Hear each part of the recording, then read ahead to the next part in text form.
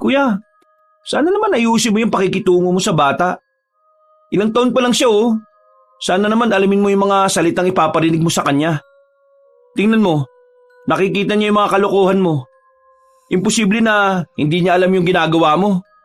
Tapos nakikita kanyang nagbibisyo. Kuya, matalino si Tisay. Yung utak niyan hindi umaayon sa edad niya. Kaya huwag mo naman sanang imulat sa kanya na tama lang na maging ganyang tao sa'yo. Kasi ikaw ang iniidolo niya eh. Nandito siya sa magulong mundo ko. Magulo ang buhay ko. Ano ba gusto mong makita niya? Anong inaasahan mong kalalakihan niya? Hindi siya makakakita ng bahaghari sa impyerno. Tama lang ang pagbabalaki ko sa kanya, no? Dapat makita niya kung gaano kadilim ang lipunan ito. Para hindi siya lumaki sa pantasya. Eto na ako. Eto na ang lugar ko. Kung gusto mo siyang magkaroon ng bagong buhay, edi kunin mo siya sa akin. Ilayo mo siya sa demonyo. Talagang hindi mo minahal ang bata eh, no? Para yatang halos araw-araw ng buhay niya eh, nagdurusa siyang kasama ka. Ang sabi nila, ang mga masasamang tao ay walang sapat na kaparusahan. Katulad na lamang ng pagiging masamang tao ni Ambo na siyang magtutulak sa kanya sa pinakamadilim na yugto ng kanyang buhay. Pero kaya pa nga bang pagbayaran ng karma niya dahil sa galit ng langit kung ang isang tao ay labis nang nagsisisi? O sadyang dadamahin niya ng doble ang sakit na ipinaranas niya sa iba? Anong tinitingin-tingin nyo? Ha? Baka gusto nyong pasabugin ko yung mga mukha nyo. Ano? Sino ba matabang dito? Ha? Lumapit na kayo sa akin para mapatay ko na kayo. Kuya, ano ba? Naggugulo ka na naman eh. Ang dami mong gamit na binasag oh. Wala akong pakialam sa mga yan. Ayaw nilang ibigay ang alak eh. Lasing na lasing ka na kasi kuya. Halika na nga. Iuwi na kita sa inyo. Mabuti na lang tinawagan ako ni Ate Lara. Ay nako, kung tumawag na naman ng pulis ang mga ito, panigurado akong bugbog sarado ka na naman yan. Hindi ako lasing. Ha? Gusto ba ng alak? Bigyan niyo ba ako? Ano? Ayaw niyo? Magwawala ako rito. Kuya, tama na. Halika na. Bitiwan mo ako. Huwag mo akong hilahin. Gusto ko bang uminom eh? Penging alak! Ano ba? Bumalik tayo sa loob! Hindi na. Iuwi na kita. Di bang sabi ko sa'yo, huwag ka na mag-iinom? Hindi mo nakokontrol ang sarili mo kapag lasing ka eh. Hindi mo na nga kaya kapag nasa matinong pag-iisip ka. Paano pa kaya kapag may impluwensya pa ng alak? Ay nako, ewan ko na lang talaga. Baka sa susunod niyan eh, matatagpuan na lang ang katawan mong nakahandusay sa kalsada. Mas nga sa paglalakad. Hindi nga kasi ako lasing. Baka ikaw tong lasing. Dahil ang kulit mo eh. Ay naku, ewan ko sa'yo. Kapag ikaw talaga... Ha? Shhh! Huwag kang maingay. Naririnig mo ba yon? Naririnig ang ano? Parang may umiiyak na sanggol ah. Teka nga. Dito yun eh oh. Pinipigilan pa ni Dado ang kanyang pinsan na pumunta sa tambak ng basura dahil halata sa kanya na wala siya sa wisyo dahil sa tama ng alak sa kanya. Pero ilang sandali pa, may bitbit ng sanggol si Ambo. Teka, paano nagkaroon ng baby dyan? Nakko, ano yan? Itinapon ng magulang niya? Diyos ko naman oh, kawawa naman yung bata. Paano nasisikmura ng mga magulang na itapon ng anak nila? Kunin mo na! Uy, yoko no. May baby rin sa bahay namin eh. Baka mamaya, pag hinalaan pa ng misis ko na anak ko yan sa ibang babae. Alam mo naman yun. Ikaw na lang ang mag-alaga sa bata na yan. O kaya dali mo sa DSWD bukas. Dahil sa kalasingan ni Ambo, hindi siya makapag-isip ng maayos. Inuwi niya ang sanggol at kahit na wala siyang kagamit-gamit, ay inalagaan niya ito buong gabi. Kinabukasan, pumunta siya ng barangay para magtanong kung may naitala ba silang magulang na naghahanap ng anak pero walang pumapansin sa kanya dahil iniisip nila na baka nasisiraan na siya ng ulo. wala talagang nakikinig kahit pasabihin niyang may napulot siyang sanggol. May nagbanta rin sa kanya na kung totoo man na may hawak siyang bata, pwede siyang makulong dahil sa kaso ng kidnapping. Kapag napatunayan pa na merong pang-aabuso sa sanggol, sisiguraduhin nilang papatayin na siya. Ang araw na yon, ang pagluwas niya pabalik ng Maynila. Dahil walang sino man ang gustong kumuha sa bata, binitbit na lamang niya ito. Ilang beses na rin niyang ipinamigay sa kung sino-sino ang sanggol, pero umaayaw ang mga tao dahil sa takot na baka ninakaw niya lang ang bata. Kahit ang pinsan niyang si Dado, tumatanggi talagang kunin ang sanggol, hanggang sa siya na lang ang nag-alaga. Ay, ano ba yan? Kapapalit lang ng diaper may laman na kaagad. Ano ka bang bata ka? Ang dami ko nang nagagastos sa iyo Balik kaya kita sa basurahan. Ay, visit naman Kaya nga ayaw ko magkaroon ng pamilya dahil sa lintik na obligasyon na yan Hoy, paala kang umiyak dyan. Hindi kita papalitan ng diaper. Ang daming paghihirap ni Ambo sa batang inampon na niya. Ang daming gastos at ang dami niyang kailangang gawin para lang maging malusog ang bata. Hanggang sa sumapit na ito ng 9 na taong gulang. Good morning, Daga! Bangon ka na dyan, nagugutom na ako. Ano ba? Alam mong natutulog ako Maghanap ka dyan ng barya. Bumili ka ng pwede mong kainin. Huwag mo akong gugulin kapag natutulog ako Alam mo masakit ang ulo ko Magluto ka na po Yan kasi iinom-inom ka ng alak tapos hindi mo naman pala kaya. Bah, ayos ka. Huwag mo akong pagsasalita ng ganyan Bata ka pa. Wala kang alam. Buhay ko na tong alak. Kaya kung gusto kong uminom, iinom ako. Nagugutom na po ako. Matanda ka na Kaya asikasuhin mo na sarili mo. Ano po ba talaga? Sabi mo po kanina bata pa po ako. Ngayon naman po matanda na ako. Ay, ang gulo niyo naman po, Dada. Ay, naku! Sakit sa ulo. Pwede ba tumahimik ka? Ayaw po. Gusto ko magpahinga. Ako po, gusto ko pong kumain po. Oo na. Magluluto na ako. Basta manahimik ka na Huwag ka magsasalita. Dahil kapag nagsalita ka, ikaw ang ipiprito ko.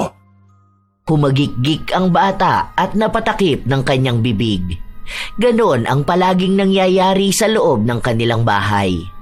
Kung si Ambo ang nagbibigay ng ingay sa labas, si Tisay naman ang nagbibigay ingay sa buhay niya. Kahit na tinuturing ng bata na ama si Ambo, hindi pa rin naman tinatanggap ni Ambo ang bata bilang kanyang anak. Para sa kanya ay pinapalaki niya lang ito dahil walang ibang gustong kumuha kay Tisay. Hinihintay niya lang ang panahon na makakaya na ng batang buhayin ang sarili niya para paalisin na ito sa poder niya. Sa tuwing nasa paaralan si Tisay, siya namang pagala-gala sa labas si Ambo para dumiskarte ng pera. Bakit dito lang? Baka gusto mong wala kang kitain sa mga paninda mo. Huwag mo akong tinatarantado Kaya kong ilamukas sa mukha mo yung mga pagkaing tinitinda mo. Umapila ang matandang lalaki at sinabi sa kanya na wala pa siyang benta, kaya wala siyang perang maibibigay kay Ambo. Nagrereklamo rin ito na wala namang bayad ang kalsada, kaya bakit siya naniningil? Aba, talagang sumasabat ka pang hayop ka tignan ko kung may pagmamalaki ka ba sa aking paninda mo. Nagwala si Ambo. Pinagsisira niya ang lagayan ng paninda ng matanda at saka niya ikinalat ang mga kakanin. Siniguro niyang walang matitira para pagkakitaan nito.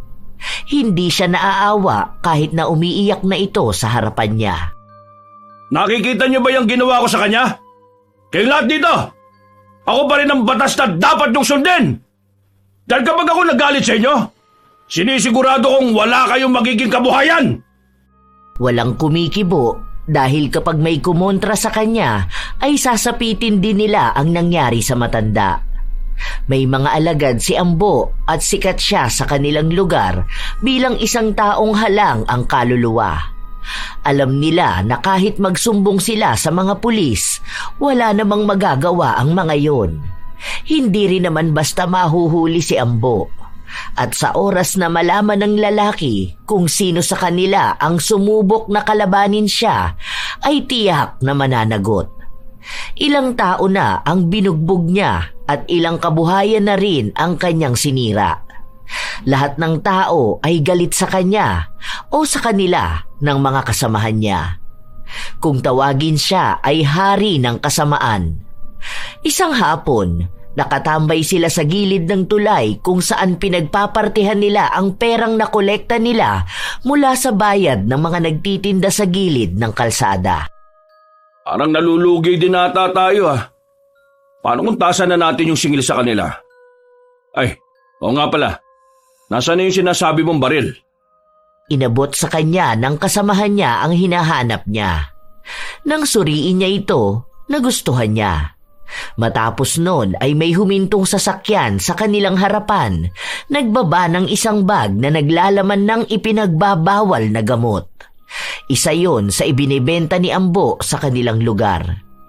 Isa rin ito sa dahilan kung bakit walang kumakalaban sa kanya dahil parte siya ng isang sindikato. Matagal na niyang gawain ito. Sanay na siya.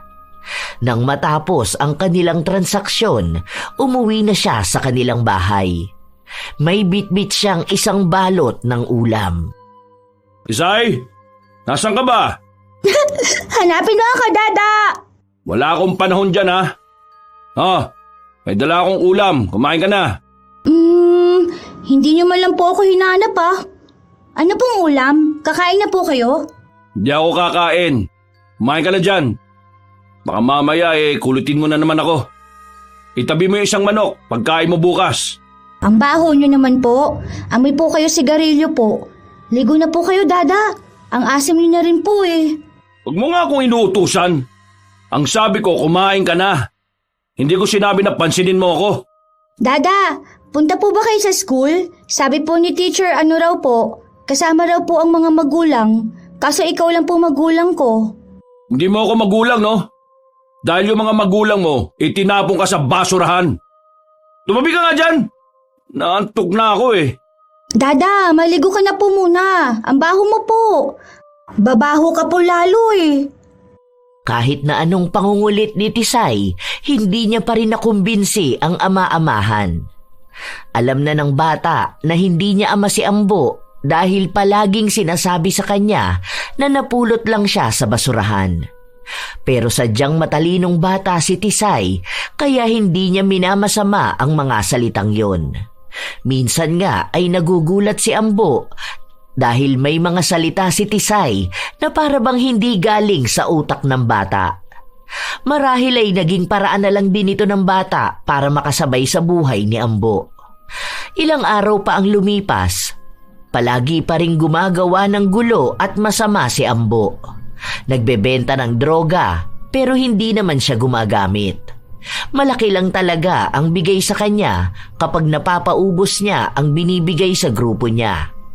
Isang araw, nakita na lang niya si Tisay na umiiyak sa labas ng bahay. Oh, ginagawa mo dyan. Bakit ka umiiyak? Tinutukso po nila ako. Para dun lang iiyak ka?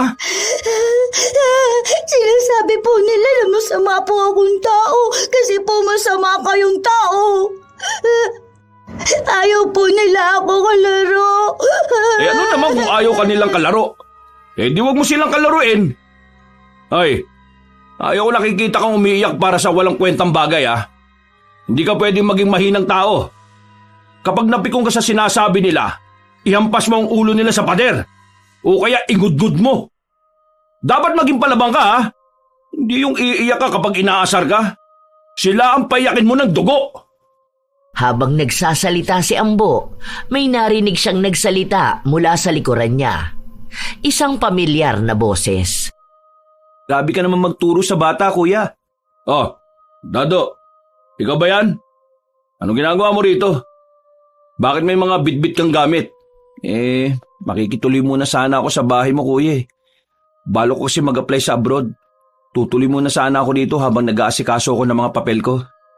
Pumasok muna sila sa loob ng bahay bago nila itinuloy ang kanilang usapan. Sinabi ni Dado ang mga plano niya dahil nahihirapan na raw siya sa kanilang probinsya. Hindi na kinakaya ng mababa niyang sahod ang pangangailangan ng kanilang pamilya. May mga maliliit pa siyang anak at sa kasalukuyan ay buntis pa ang kanyang asawa. Bakit ba kailangan mo pang mangibang bayan? Dito ka na lang sa akin. Ako magbibigay sa iyo ng trabaho. Sinasabi ko sa iyo, magkakaroon ka ng maraming pera. Magkakaroon ka pa ng maraming babae, ha? Ayoko naman ng ganyan trabaho, kuya. Pasensya ka na, ha? Alam mo naman na takot akong gumawa ng illegal eh. Alam mo, yung takot-takot na yan, hindi ganyan dadalhin sa kaginhawaan, ha? Hindi mapapakain yung takot mo ang pamilya mo. Kapag nasa ibang bansa ka, magiging alipin ka lang ng ibang lahi. Mas maayos naman ang ganun, kuya. Kesa naman natatakot ako palagi kung hanggang kailan na lang ang buhay ko. Saka, hindi ko rin kayang manlamang ng kapwa ko eh. Lalo na dyan sa ginagawa niyong pagbebenta ng droga. Ang dami niyong nasisirang buhay. Nakakakonsensya. Kaya, mas gusto ko pa rin lumaban ng patas. Ay nako, hanggang saan ka dadalhin niyang konsensya mo? Ang mga taong lumalaban ng patas, sila yung mga taong naghihirap ng sobra. Isipin mo lang ang pamilya mo at sa mga anak mo. Ganun talaga ang buhay eh.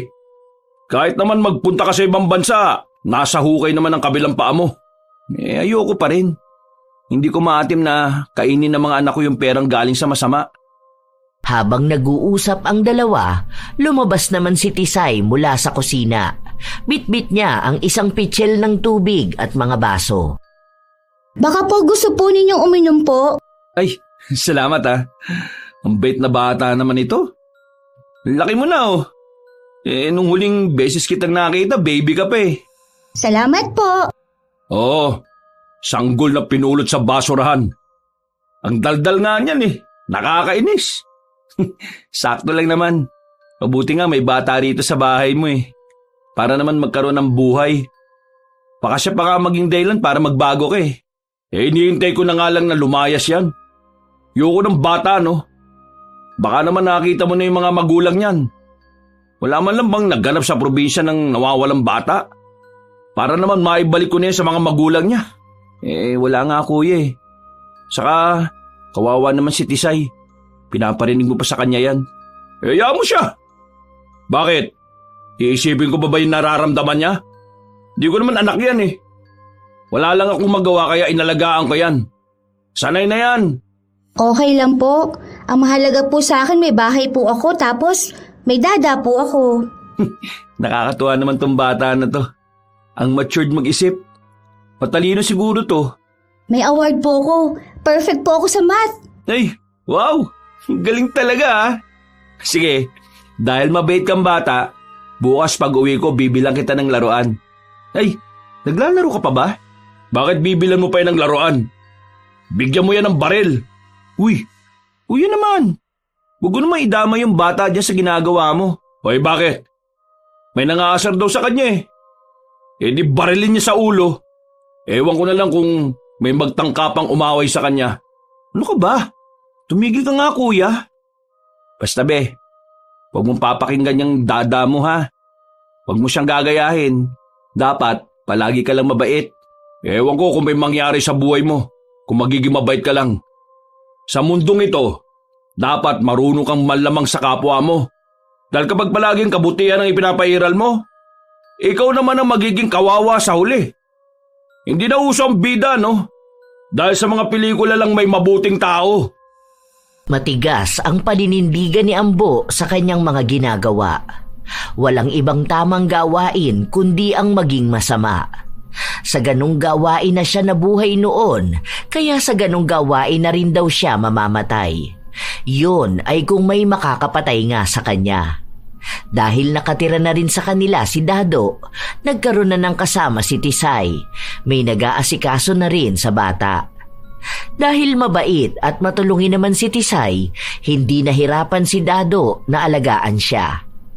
Isang beses, nasa bahay lang si Ambo dahil wala pang mahalagang gagawin sa labas. Umuwi ng bahay si Tisay, marumi ang uniforme. Oh, ano yan? Bakit ganyan ang suot mo? Nag-ano po kami sa school? Nag-painting po kami.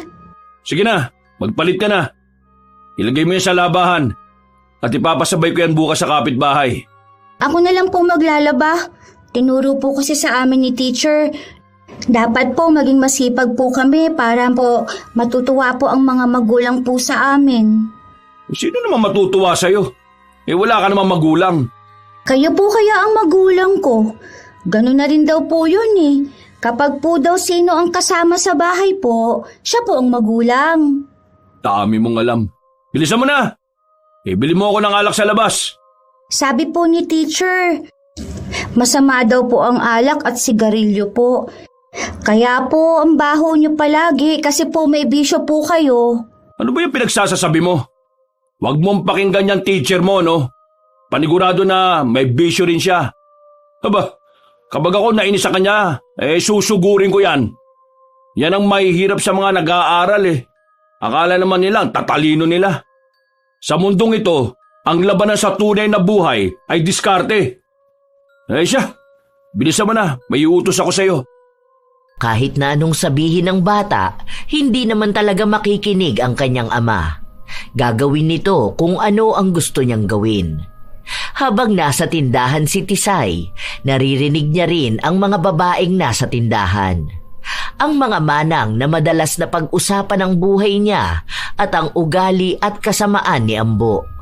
Sinabi pa ng isang babae na hindi raw magtatagal na magiging babaeng bayaran din si Tisay.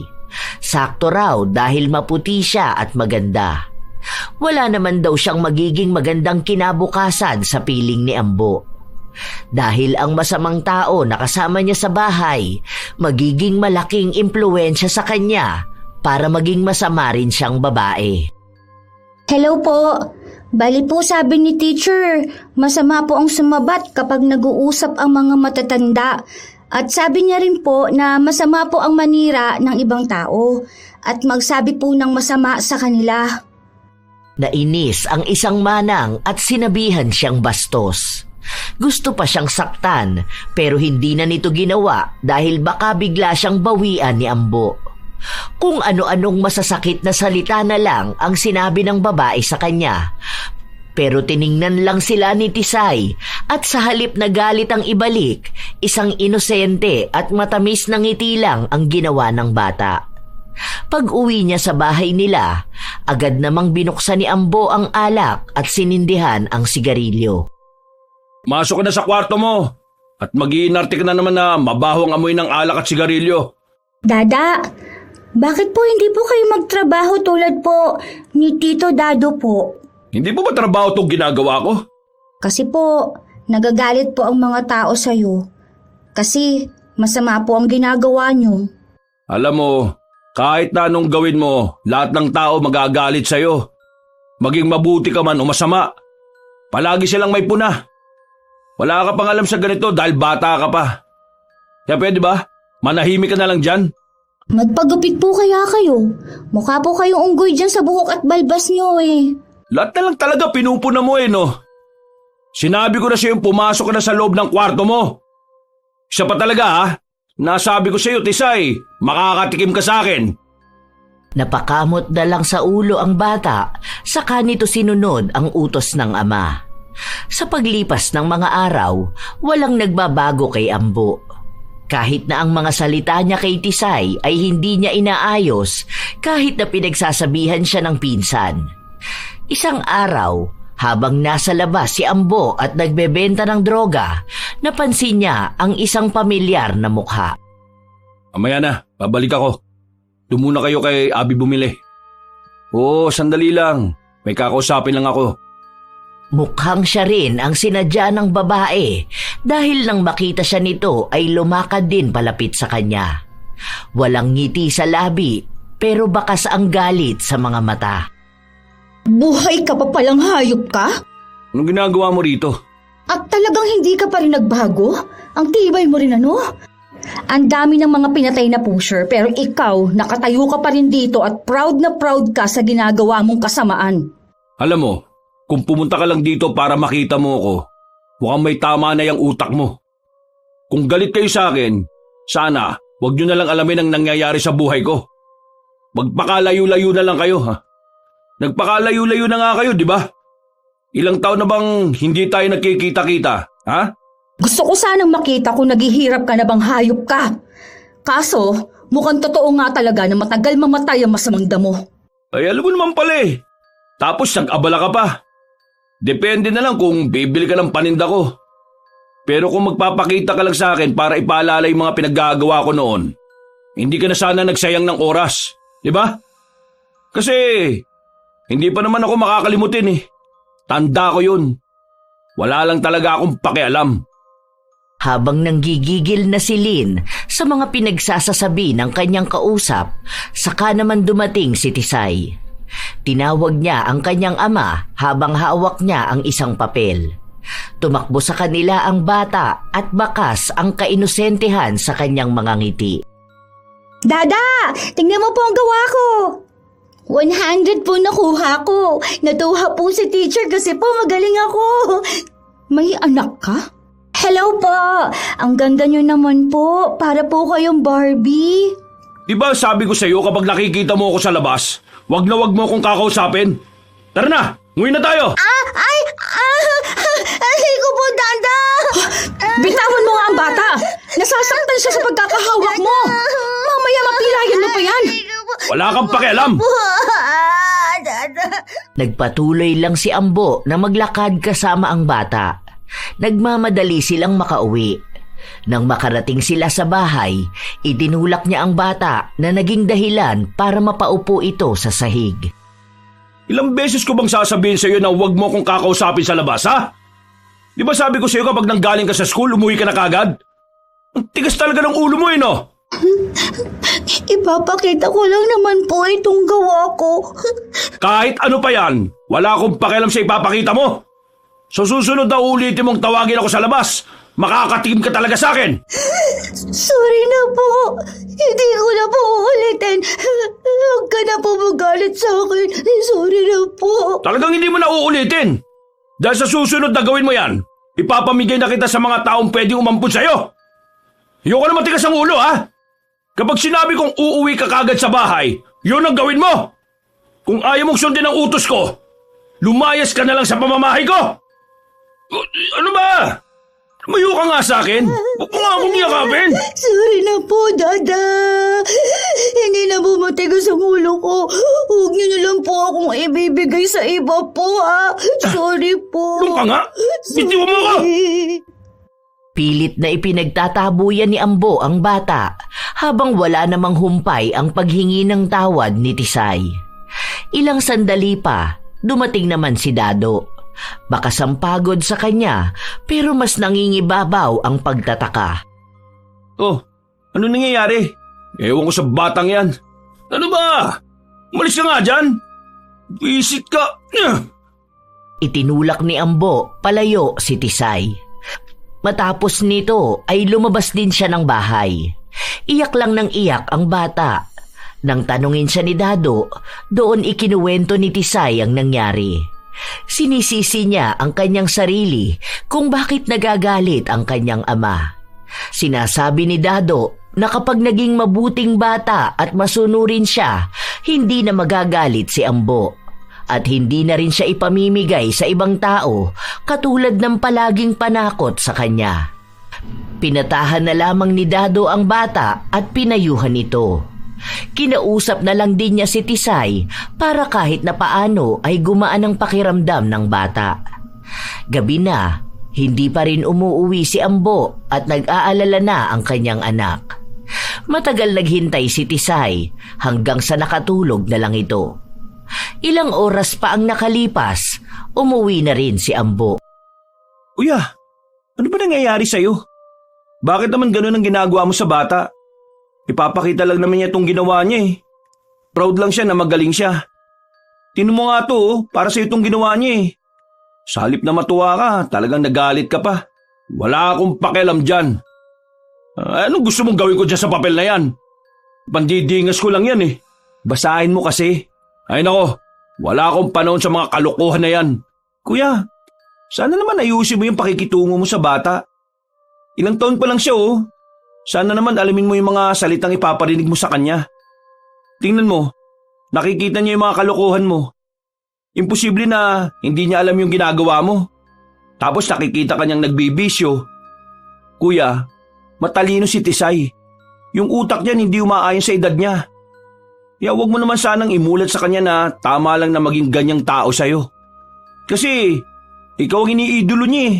Nandito siya sa magulong mundo ko. Magulo ang buhay ko. Ano ba gusto mong makita niya? Anong inaasahan mong kalalakihan niya? Hindi siya makakakita ng bahaghari sa impyerno. Tama lang ang pagpapalaki ko sa kanya, no? Dapat makita niya kung gaano kadilim ang lipunan ito. Para hindi siya lumaki sa pantasya. Eto na ako.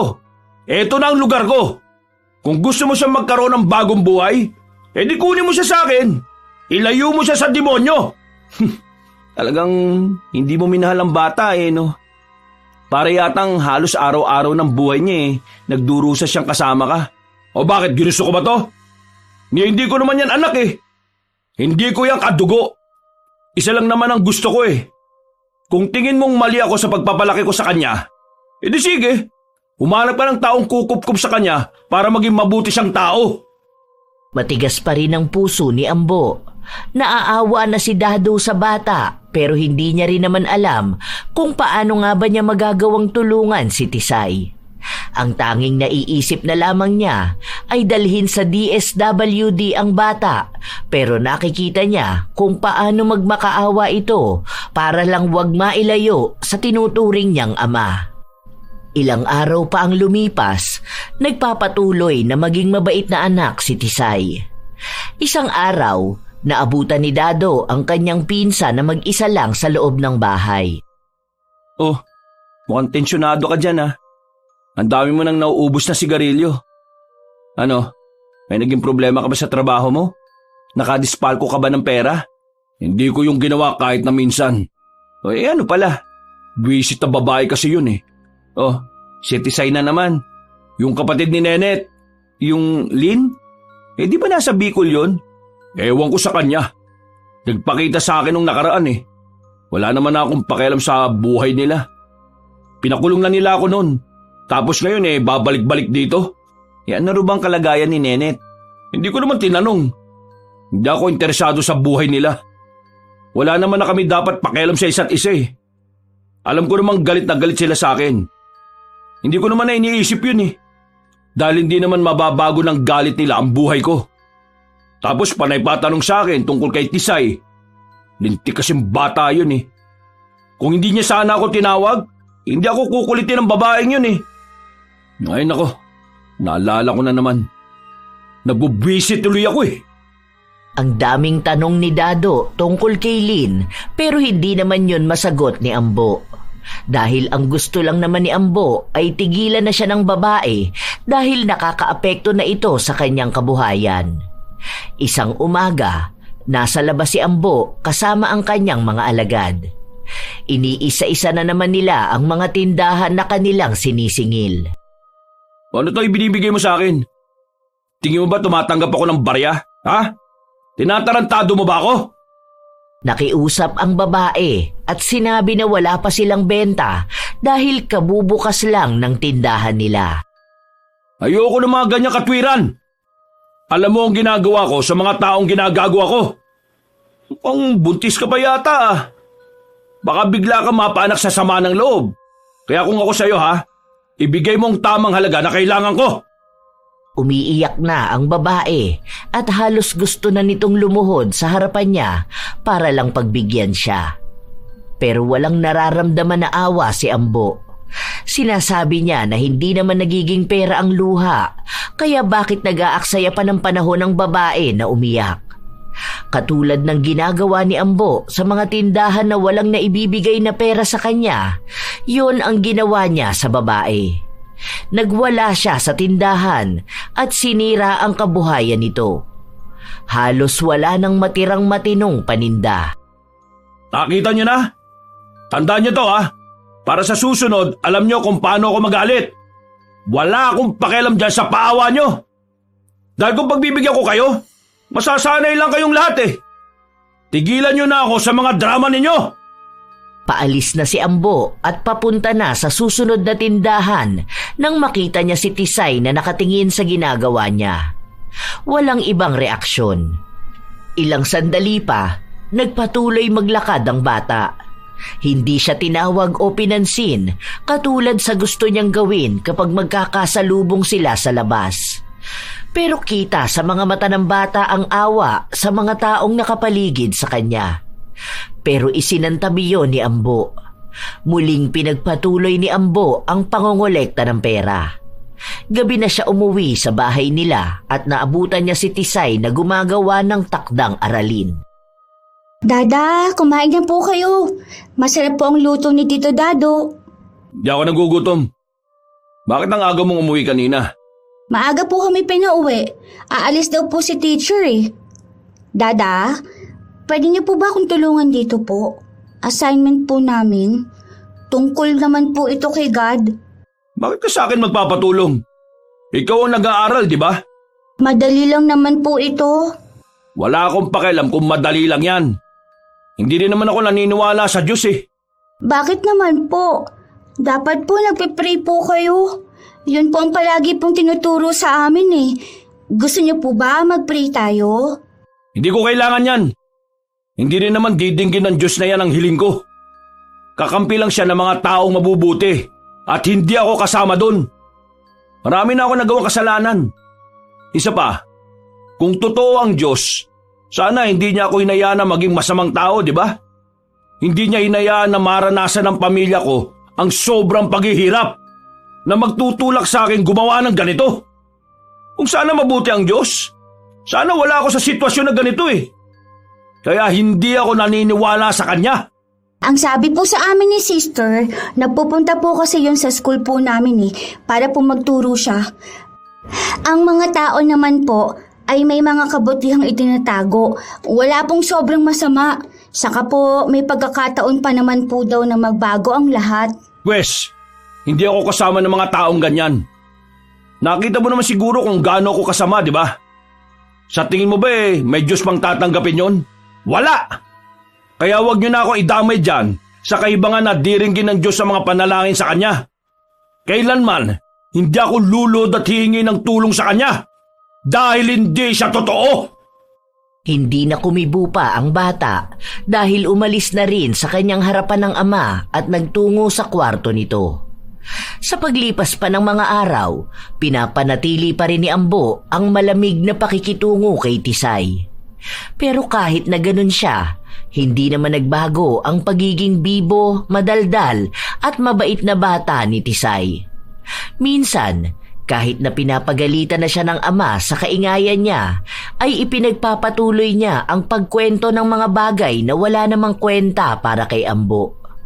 Dumating ang isang araw na nagyaya si Dado lumabas. Dahil gusto ni Tisay magpunta sa mall, pinilit niya ang ama na sumama sa kanila. Ayoko nga! Ang kulit yung dalawa no? Ano naman ang gagawin ko sa mall? Kung gusto niyong gumala, sige gumala kayo. Pero wag niyo na akong pipilitin. Dahil ayaw ko nga. Sige na po, Dada. Malapit naman na po birthday ko eh. Sige na po. Please po. Please. Please. Please. O nga kuya, sige na. Malapit na rin akong umalis eh. Kaunting asikaso na lang sa mga papel ko. Kaya pagbigyan mo na lang din ako. Birthday naman ng bata eh oh. Birthday? Hindi nga alam niyan kailan ba siya ipinanganak eh. Inimbento ko lang ang birthday niyan. Kahit na po. Basta po ibinigay niyo naman pong birthday yun sa akin. Hindi naman din tayo gagastos sa labas eh. Kahit na lakad-lakad lang tayo sa mall. Ay nako, bahala kayo sa buhay nyo. Ang kukulit nyo. Hindi nila tinigilan si Ambo hanggang sa mapapayag nila ito. Dahil sa kulit ng dalawa, sumama na lang siya. Naglakad-lakad sila sa mall, kung saan-saan sila tumambay at baka sa mukha ni Tisay na masaya talaga siya. Panay siya tawa at ang dami niyang kwento. Kapag may nakakasabay sila ay kinakausap niya rin. Masyado siyang madaldal. Habang ipinapakita ng bata ang tuwa, siya namang iritable ni Ambo. Ilang beses na siyang nag-aya na umuwi pero ayaw pa rin ng dalawa. Tito Dado, ano po yun? Magpicture? Ayo, pwede kayo dyan magpicture ng dada mo. Oo, dadamay niyo pa ako dyan. Bakit hindi kayong dalawa magpicture? Halika, libre ko na kayo sa photo booth. Mukhang wala pa rin kayong kuhang dalawa eh. Noong una ay ayaw talaga ni Ambo pero napilit din siya ni Tisay. Dalawa lang silang pumasok sa loob. Ano ba yan? Anong akala mo sa akin, bakla? Bakit mo ako pasusutin ng headband? Dada, kasama nga po to. Parehas po tayo, oh. Sige po, sombrero na lang po, oh. Bakit kasi ganyan ang buhok nyo? Sabi ko po sa inyo, magpagupit na po kayo, eh. Para po pumogi kayo. Huwag mong pakialaman ang mukha ko. Sige na, bilisan na lang natin. Gusto ko na umuwi, no? Sige po, smile po kayo, ha? Huwag po kayo nakasimangot. Picture po to. Smile po. Smile, Dada. Ay, ang kulit naman po. Si Tisay na lang ang nagpumilit na ngumiti si Ambo. Hinawakan niya ito sa pisngi para ikorte ang labi ng nakangiti.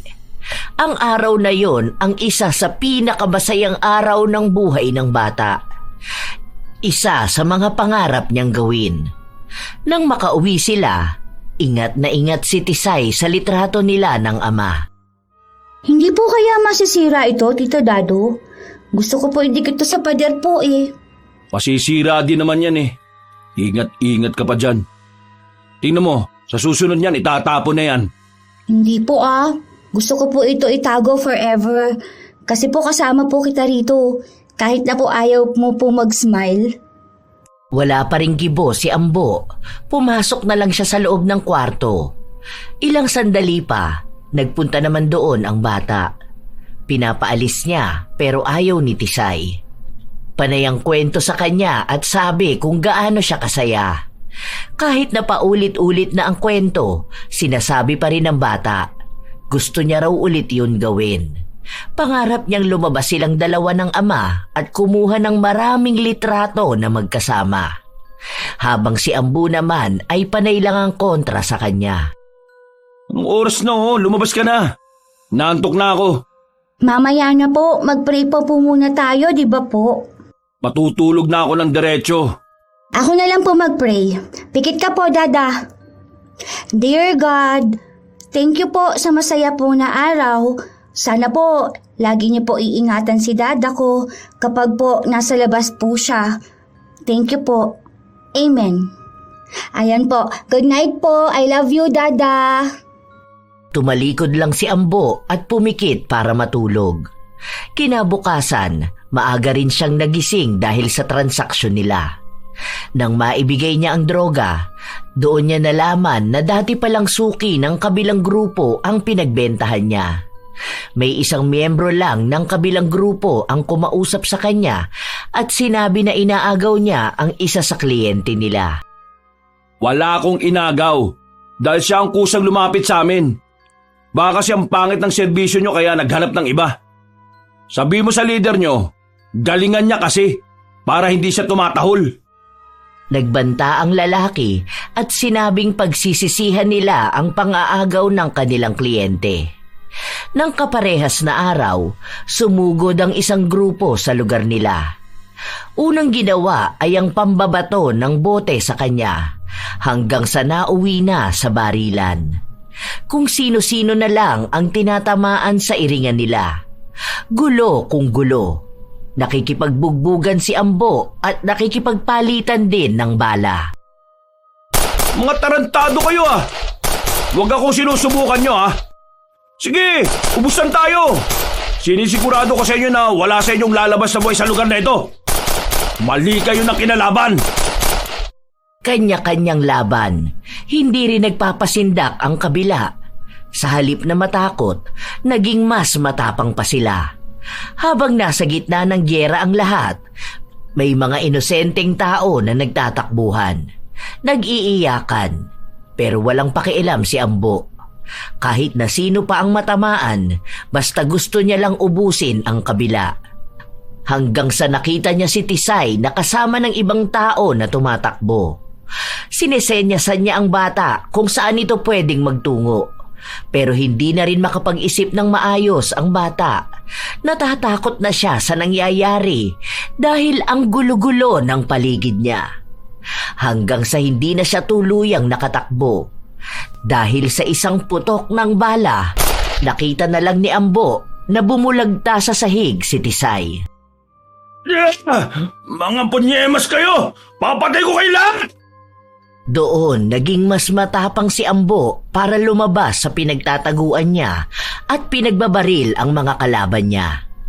Sumabay rin ang pagpapaulan ng mga kasama niya ng bote na ginawang pampasabog. Dahil marami nang nalalagas sa kabila, umatras sila. Doon pa lang dumating ang mga pulis.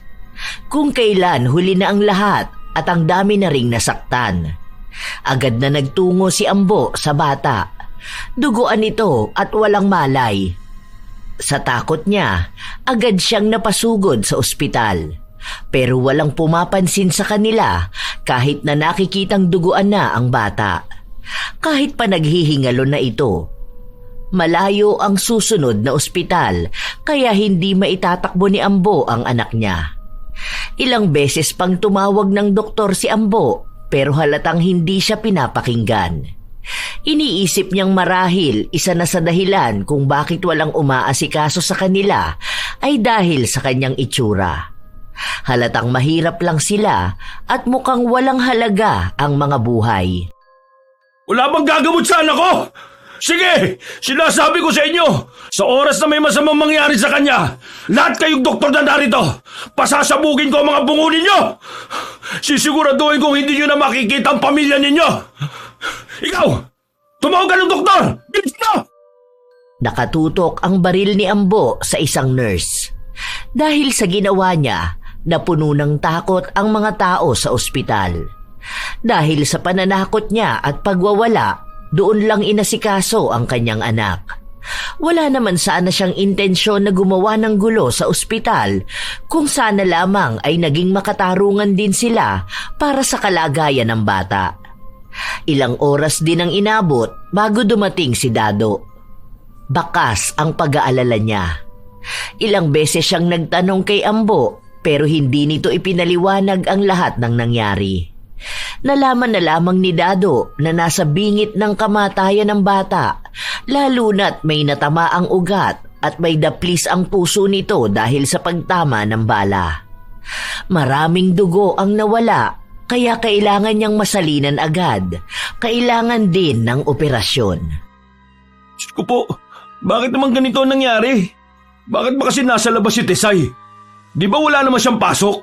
Hindi ko rin alam eh. Dahil wala naman ako sa bahay. Nasa agency ako kanina. Wisit! Manda talaga sa akin yung mga taong gumawa niya kay Tisay. Sisiguraduhin kong mauuna silang sunduin ni kamatayan. Kuya, utang na loob. Tigilan mo na kasi yung ginagawa mo eh. Tingnan mo oh, napahamak na yung bata. Saan naman tayo makakahanap ng donor? Ang dugo ni Tisay. At yung doktor na ang nagsabi na sobrang hirap makahanap ng ganung dugo. Maghanap tayo. Hindi pwedeng walang makukuhang dugo ang anak ko. Ako ang gagawa ng paraan. Ayaw maglabas ng emosyon ni Ambo kahit nahalata ang takot na nararamdaman niya para sa bata. Hindi takot si Ambo sa kamatayan dahil alam niyang anumang oras ay dadalaw sa kanya ito para sunduin siya. Pero hindi niya akalain na katatakutan niya ito para sa isang tao na hindi naman niya kadugo. Gumawa sila ng paraan para makahanap lang ng dugo. Kung saan-saan na siya nakipila at nakiusap na tao pero wala pa ring nangyayari. Pati sa kanilang probinsya ay tumawag na si Dado dahil baka sakaling mahanap ang magulang ng bata at makapagbigay sila ng dugo. Umuwi muna si Ambo sa kanilang bahay habang naiwan sa ospital ang kanyang pinsan. Pagtapak niya pa lang sa bahay, iba na ang pakiramdam. Sobrang tahimik. Walang batang madaldal na uunahin pa ang kwento bago siya makaupo. Sa unang pagkakataon, naghanap ng presensya ng ibang tao si Ambo. Buong buhay niya, malamig ang puso niya sa ibang tao. Wala siyang pagmamahal kahit sa sarili niya. Malungkot ang buhay niya. Hindi man niya aminin, malaki ang epekto ni Tisay para sa kanya. Ang buhay niyang nasa kadiliman, binigyan ng liwanag ng anak. Hindi niya pinapahalata na mahal niya ang bata dahil maging siya ay hindi niya matanggap na yun nga ang nararamdaman niya. Dahil ang pagmamahal ay kahinaan at ngayon mahina na siya. Ilang araw pa ang lumipas, hindi pa rin nagigising si Tisay. Wala pa rin silang makitang dugo. Hanggang sa nagalit na lang si Ambo. Muli siyang nagwala sa isang ospital na pinuntahan niya kung saan may tinutukan siya ng baril. Dahil sa ginawa niya, muntik na siyang dakpin ng pulis. Nakatakbo lang siya. Isit naman, kanino ba ako hahanap ng dugo? Habang problemado si Ambo, muli na naman niyang nakita si Lynn sa kaparehas na ospital kung nasaan si Tisay. Ayaw pa sana niyang kausapin ito, pero si Lynn na ang kusang lumapit sa kanya. Nandito sa ospital ang anak mo? Nakita ko si Dado at sinabi niya sa akin na nangyari. Huwag mong pakialaman ang buhay ko, no? Wala akong pakialam sa buhay mo. May pakialam ako sa buhay ng bata. Kahit na kailan talaga hindi ka naging mabuting ama eh. Mula sa batang hindi na isilang hanggang sa batang dinala mo sa bingit ng kamatayan. Ganyan ka na ba talagang klaseng tao, ha? Ganyan ka na kalala, yang kasamaan mo, ha? Kung hindi naman siguro dahil sa'yo, hindi naman mapapahamak yung bata. Hindi mo alam kung paano ko pinalaki ang anak ko. Kaya wala kang karapatang husgahan ako. Walang karapatang husgahan. Hindi ka ba kahusgang-husgang tao? Hindi ka dapat naging ama. Dapat mag-isa ka lang sa buhay. Ayoko mong sabihin dahil may inosenteng nadadamay. Baka karma mo na yan eh. Ganti na sa'yo ng langit dahil sa mga kagaguhan mong nagawa. Isa kang kriminal. Hindi ka marunong magmahal. Habang buhay kong isisisi sa'yo ang pagkamatay ng kapatid ko. Wala akong ginawang masama sa kapatid mo. Wala. Inabandona mo siya matapos mo siyang mabuntis. Nawalan siya ng gana sa buhay. Nawalan siya ng pangarap. At namatay siya sa sama ng loob kasama ng anak ninyo. Tunay niyong anak. Tapos malalaman ko na nagpalaki ka, ha? Ng batang hindi naman sa'yo. Ayokong humiling ng masama dun sa bata. Pero baka pinaparanas na sa'yo ang ganito dahil isa kang demonyo. At para malaman mo ang kasamaan mo, nagkaroon pa ng kasangkapang bata para lang ipadama sa'yo ang sakit na mawala ng minamahal. Hindi ka marunong magmahal. At ngayon, ang taong minamahal mo ng sobra, kukunin sa'yo. At ang pinakamasakit doon, alam mo kung ano? Ha? Kasalanan mo pa. Iba bumawi ang karma, no? Iba kang singilin. Kung may karma man na mapupunta sa akin, handa akong tanggapin yon. Kahit na mamatay pa ako ngayon sa harapan mo. Hindi ganyan ang karma. Ang karma, babawi sa'yo sa mas pinakamasakit na paraan. Kung saan ka papatayin pero buhay mong dadamahin ang walang hanggang sakit. Ngayon pa lang nagsisimula yung karma mo. Nandamay ka pa ng bata. Kawawa naman siya. Wala siyang kaalam-alam na ibinigay siya sa'yo bilang kabayaran lang pala ng mga kasalanan mo. Kung ako sa'yo, ibigay mo na ang bata sa mga taong nararapat para alagaan niya. Dahil ang demonyo, hindi marunong magpahalaga ng buhay ng iba. Lumalabas ang lahat ng hinanakit ni Lynn. Kaakibat na rin ng kanyang buhay ang galit niya kay Ambo. Dahil palaging pinapaalala sa kanya ang masakit na sinapit ng kanyang kapatid na dating kasintahan ni Ambo. Si Ambo kasi ang klase ng tao na hindi nagpapahalaga ng iba at hindi nagmamahal. Kapag gusto na niyang iwan ng isang tao, yon ang ginagawa niya. Pero tunay na iba maglaro ang tadhana. Hindi rin akalain ni Ambo na mapapamahal siya ng sobra kay Tisay, na handa niyang gawin ng lahat, mabuhay lang ito. Bilang isang makasalanang tao na walang pagpapahalaga sa buhay ng iba, Paanong ang batang pilit niyang pinagtatabuyan pa ang magpapakita sa kanya ng tunay na ibig sabihin ng pagmamahal? Habang lumilipas ang araw, walang nagiging magandang resulta sa kalagayan ni Tisay. Wala nang malapitan si Ambo dahil wala namang nais tumulong sa kanya. Isang araw, nasa labas si Ambo. Ilang sigarilyo na ang naubos niya pero hindi pa rin nakakapag-isip ng maayos ang kanyang utak. Maya-maya pa, dumating ang kanyang pinsan. Oh, naninigarilyo ka na naman. Naalala ko pa yung sabi ni Tisay, ang baho mo raw. Kaya sana tumigil ka na sa paninigarilyo. Wala akong ibang gagawin.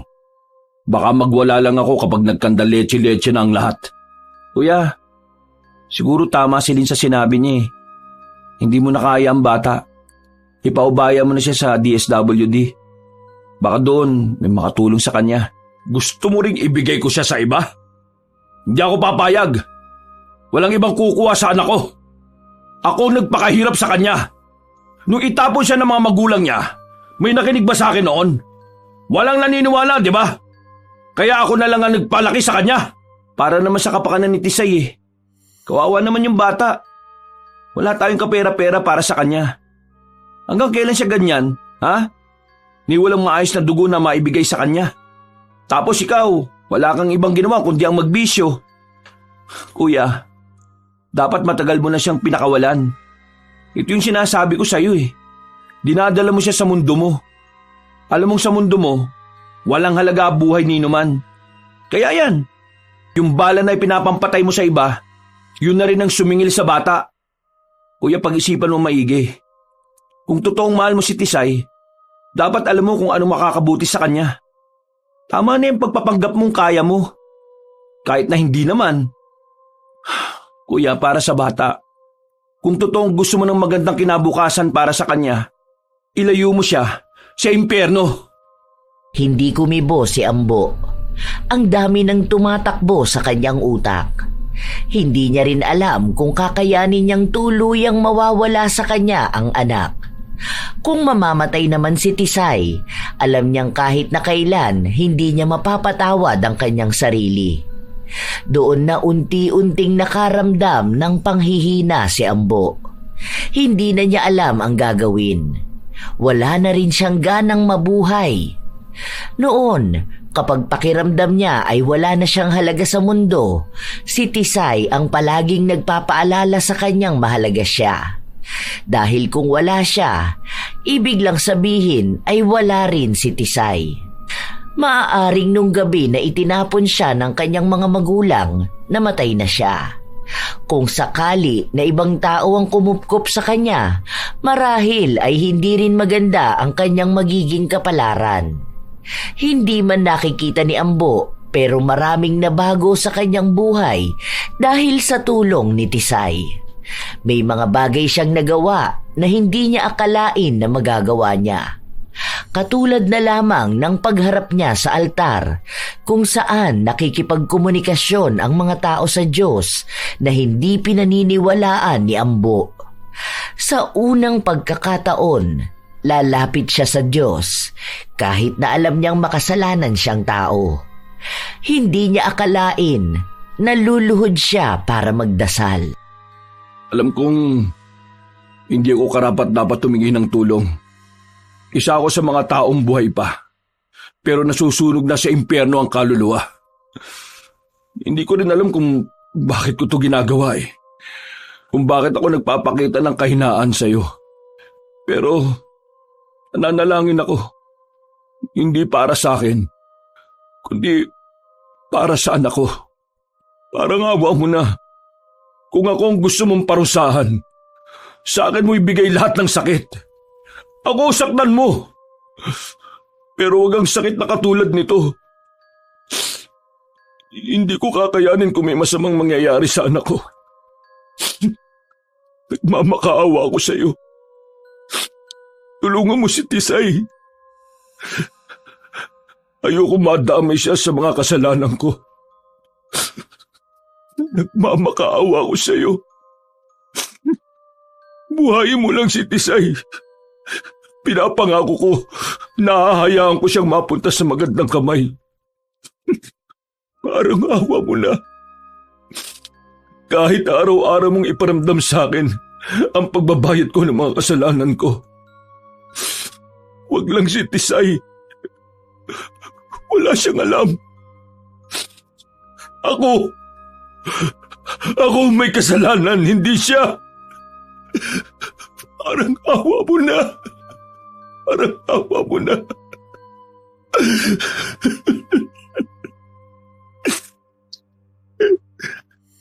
Bumuhos ang emosyon ni Ambo. Maging siya ay nagtataka kung paano nangyaring umiiyak siya habang kausap ang Diyos. Bigla siyang naniwala at umasa na pakikinggan siya. Nagawa niya itong lahat para kay Tisay, para sa pagmamahal niya sa bata. Hindi niya alam kung ilang oras ba siyang nakaluhod at paulit-ulit na idinarasal ang kagalingan ng bata. Hindi na niya kayang makita na nahihirapan si Tisay dahil lang sa kagagawan niya. Nang umuwi siya sa bahay nila, niligpit na niya ang mga gamit ng bata. Inilagay niya ito sa malaking bag. Nagdesisyon na siyang gawin ang sinabi sa kanya ni Dado. Kahit mahirap at kahit sobrang bigat sa dibdib, iniisip niya na para naman ito sa kapakanan ng bata. Dito niya napagtanto ang iba't ibang forma ng pagmamahal. Isa na rito ang pagsasakripisyo at pagpapalaya. Tunay nga na ito ang parusa sa kanya dahil hindi niya maipaliwanag kung saan ba ang masakit sa kanya. Hindi ito basta tama ng bala o saksak sa katawan niyang kaya niyang tiisin. Higit sa 10 beses na sakit. Habang nagliligpit siya, nakita niya ang litrato nila ng kanyang anak. Lalong bumuhos ang kanyang emosyon. Habang kinukuha ang litrato na yon, nakasimangot siya at si Tisay ang nagpilit na inginiti ang kanyang labi. Sa totoo lang, noong araw na yon ay masaya siya, pero hindi pwedeng ipakita sa bata.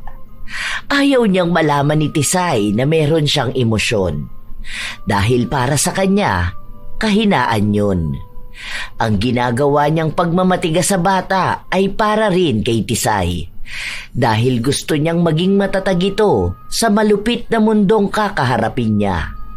Naupo na lang si Ambo sa higaan ng kanyang anak at doon niya muling dinama ang mga luhang tuloy-tuloy nang lumalabas.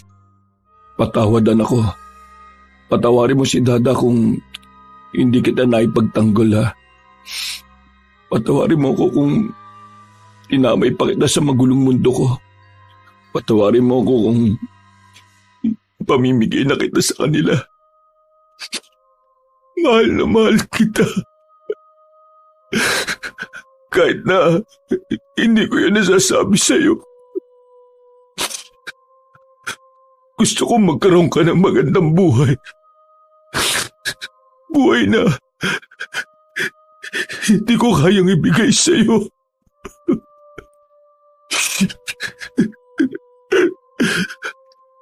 Habang nagliligpit ng gamit si Ambo, nahulog niya ang isang papel.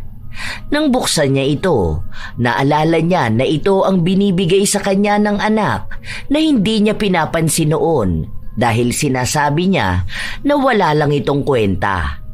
Ngayon niya lang naisipan basahin ang nilalaman ng sulat. Ang tatay ko ay ang superhero ko. Hindi siya si Superman, hindi siya si Batman. Siya ang superhero ng kalaban ng lahat. Masama raw kasi siyang tao, pero para sa akin, siya ang pinakamabait sa lahat. Mahal ako ni Dada ko, kahit na palagi siyang nagagalit. Dahil kung hindi niya ako love, siguro nasa basurahan pa rin ako. Mabait siya, kahit na masama siyang tao. Kahit galit sa kanya ang lahat, ako, hindi ako magagalit. Siya lang ang nag-iisang superhero na kalaban. Dahil habang inaaway ako ng lahat, siya ang nagtatanggol sa akin. Kaya idol ko, ang dada ko. Hindi na kaya pang ituloy ni Ambo na basahin ang ginawa ng kanyang anak. Dito niya nakita kung paano siya tingnan ni Tisay. Kung ang ibang tao ang nakikita lang sa kanya ay ang pagiging masama niya, si Tisay nakikita ang kakaunting kabutihan na meron siya. Walang galit, purong pagmamahal ng isang inosenteng bata. Ito ang unang beses na may taong nagmahal sa kanya sa kung sino siya. Ang tinanggap siya kahit na nakikita na ang sungay niya. May isa pa rin palang tao na mamahalin siya kahit na wala siya kahit katiting na pagmamahal para sa sarili. Mas lalong naging mabigat sa puso niyang ibigay si Tisay. Dahil paano niya pakakawalan ang taong nakakakita ng mabuti sa kanya. Pero nahahati rin siya na baka sa huli, matulad lang sa kanya si Tisay. Isang masamang tao. Nang matapos niyang iligpit ang mga gamit ng anak, kinuha na rin niya ang isa nilang litrato at saka niya inipit sa kanyang pitaka. Nagsulat din siya para mabasa ito ni Tisay kapag nagising na siya. Pagbalik niya sa ospital, nakita niya si Dado na nakikipag-usap sa doktor. Nang matapos sila, doon lang siya nagtanong. May magdodonate raw ng dugo kay Tisay. Hindi ko alam kung saan yun nakuha pero mukhang galing ata sa mga ahensya na nilapitan natin. Salamat at gagaling na rin si Tisay. Nakaligpit na yung mga gamit ni Tisay. Lahat yun nasa bag na niya. Kapag naging maayos na siya, tapos pwede na siyang sumama sa DSWD. Pwede bang ikaw na lang magbigay ng mga yon? Ha? Bakit? Saan ka pupunta? Magpapakalayo-layo na ako. Napagtanto ko kasi na tama nga kayo. Hindi ako karapat-dapat na maging isang ama. Wala sa akin ang kwalifikasyon ng pagiging mabuting ama. Ipapahama ko lang ang anak ko. At ayoko nang maulit yung nangyari ngayon. Sigurado ka ba, kuya? Hindi mo man lang ba hihintay na magising si Tisay? Para naman magpaalam ka ng maayos sa bata.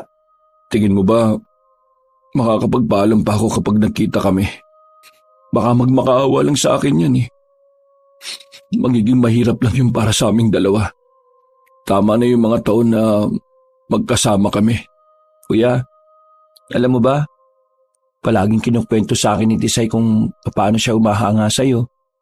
Sabi pa niya, siguro takot ka lang maging mabuting tao. Dahil palagi mong sinasabi na mga mabubuting tao, madaling mamatay. Oo, alam ko. Palagi niya rin yung sinasabi sa akin eh. Saka, nabasa ko na yung sulat niya. Kung paano ako nagmukhang superhero sa kanya. Diba ang galing, no? Ibang-iba kanyang tingnan. Kahit na hindi mo pinaparamdam sa kanyang mahal mo siya, nararamdaman niya pa rin. Talinong bata. Naiintindihan niya yung sitwasyon. Palagi niya rin sinasabi sa akin na pinagdarasal ka niya. Na sana raw maging mabuting tao ka na. Para hindi na siya nakakarinig ng masama tungkol sa'yo.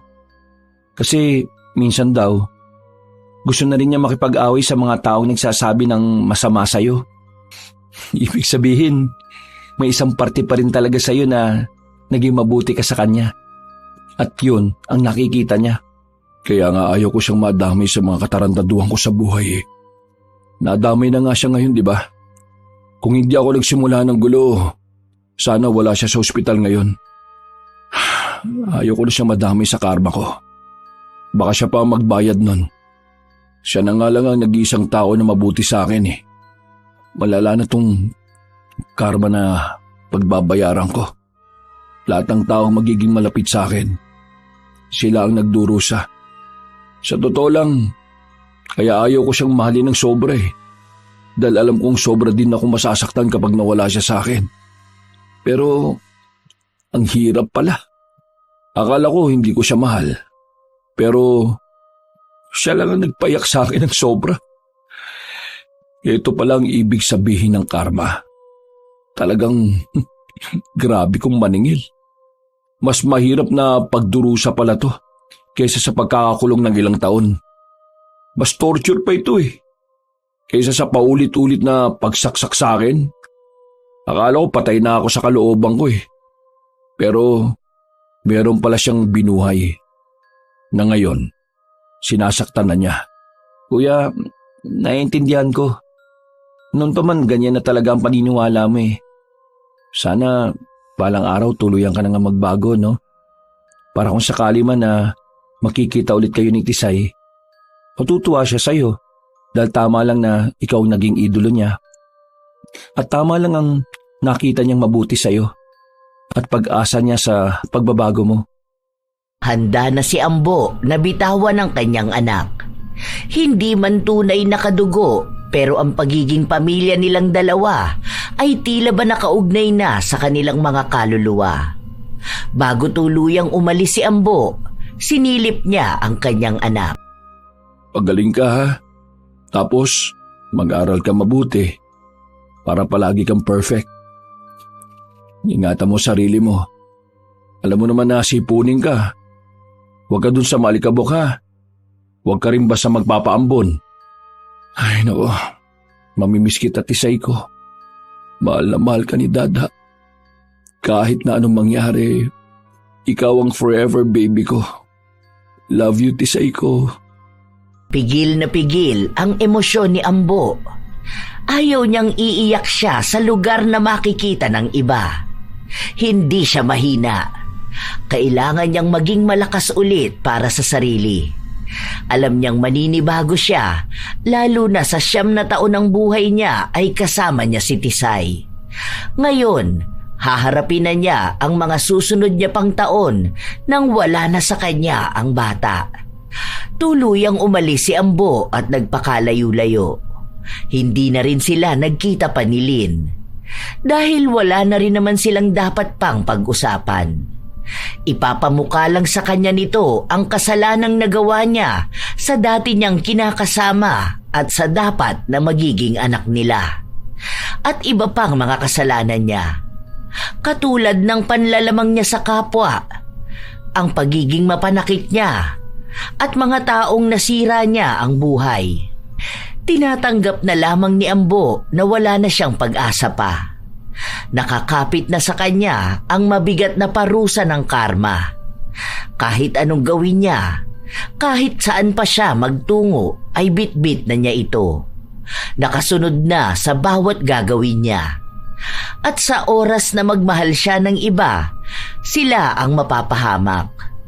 Kaya sinabi ni Ambo, para walang ibang mapapahamak, wala na ulit siyang pahihintulutan na papasok sa kanyang buhay.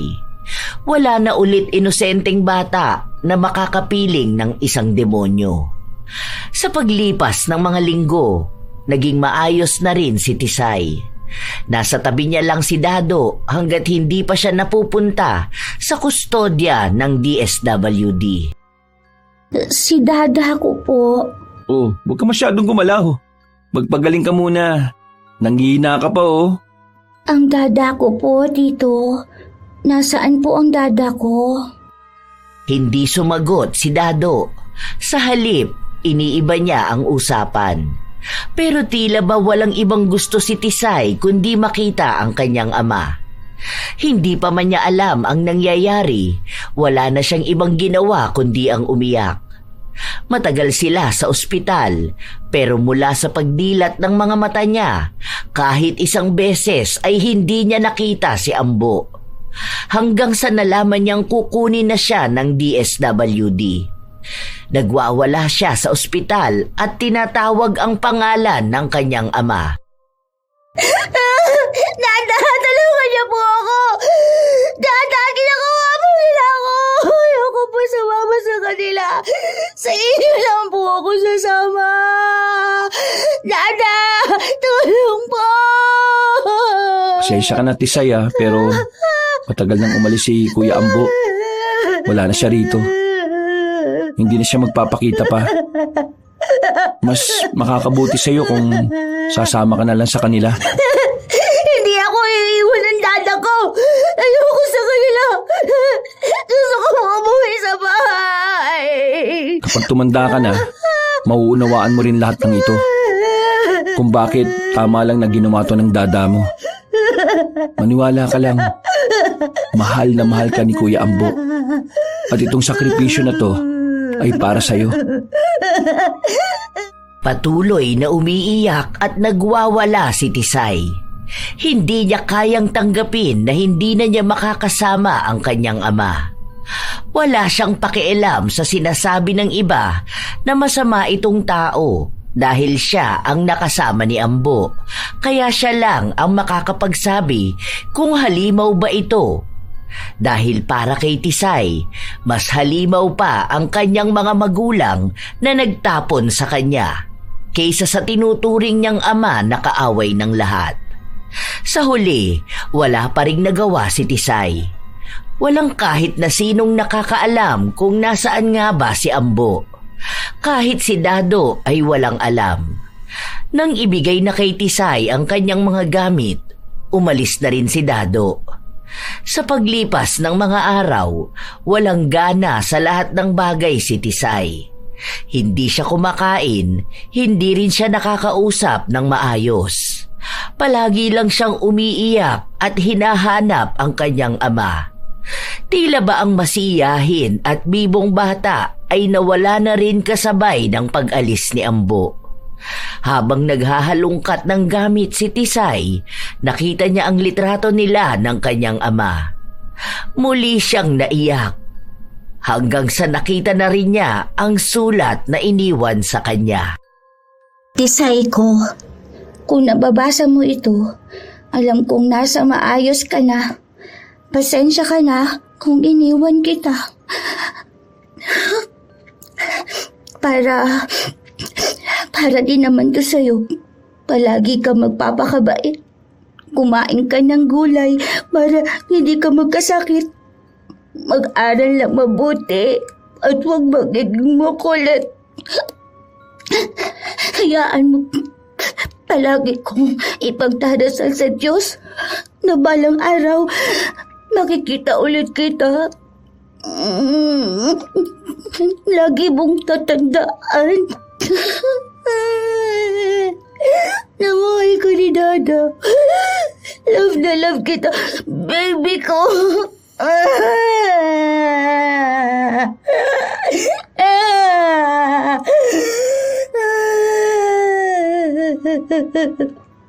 Muling humagulgol ng iyak ang bata. Gustong-gusto niyang mayakap ang kanyang ama, pero wala na siyang magagawa. Aasa na lamang siya na isang araw ay pagtatagpuin ulit ang kanilang landas.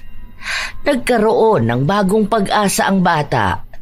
Kahit na nahihirapan siyang mabuhay sa panibagong mundo na kinalalagyan niya, ginawa niyang inspirasyon ang kagustuhan niyang hanapin ang ama. Malaki ang utang na loob nito kay Ambo dahil kung hindi siya pinalaki nito, marahil ay hindi siya magiging isang bata na puno ng pangarap. Hindi man niya lubos na nauunawaan ang nangyayari, nais naman niyang bigyan ng panahon ang lahat.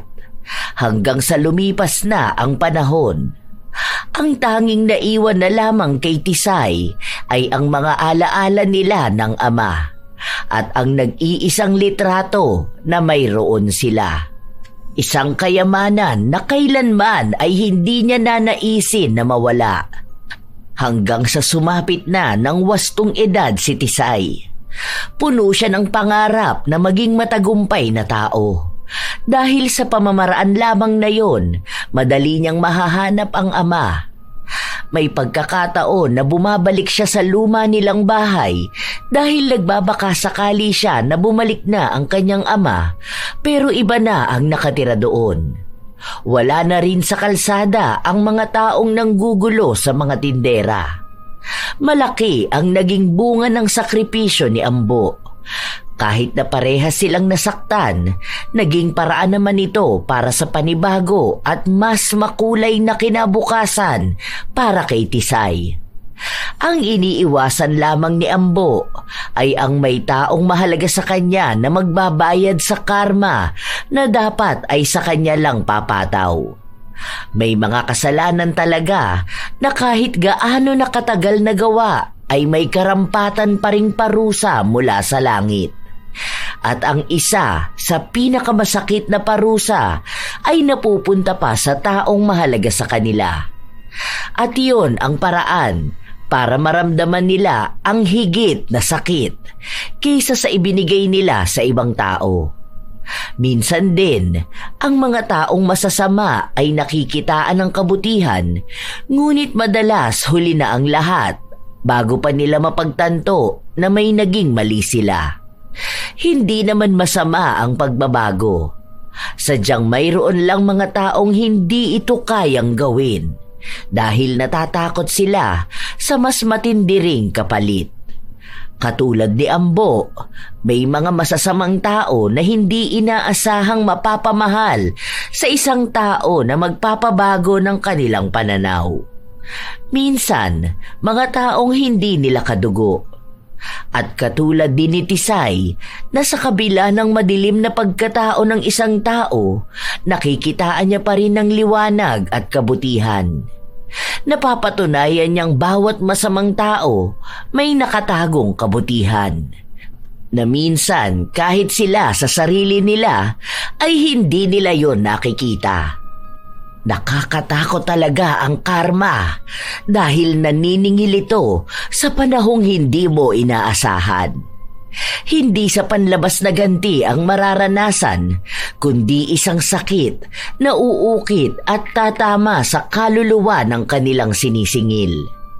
Lagi nating tatandaan na maging mabuting tao dahil ang ginagawa mong kasamaan sa kasalukuyan ay tila ba isang binhi na mamumunga ng parusa na ikaw rin ang aani balang araw. Walang nakakaligtas sa ganti ng langit dahil kapag oras na ng singilan, madarama mo ang tunay na sakit. Lalo na kung nakikita mong ang nagbabayad nito ay ang mga taong mahal mo. Subukan nang ituwid ang lahat ng kamalian bago pa mahuli ang lahat. Tandaan, ang pinakamabigat na krus ay ang konsensyang hindi mo kayang buhatin. At ang pinakamatinding impyerno ay ang panonood sa pagdurusa ng mga taong iyong pinakamamahal. Mahirap talaga mga apo kapag karma na ang maniningil. Dahil parang kahit na anong gawin mo ay hindi mo ito mabayad-bayaran. Sana'y may natutunan kayo sa ating bagong kwento ngayon. Ibahagi nyo rin kung ano ang inyong opinyon sa mag-amang Tisay at Ambo. Ito ang inyong Lola Telang at maraming salamat sa pakikinig nyo mga apo.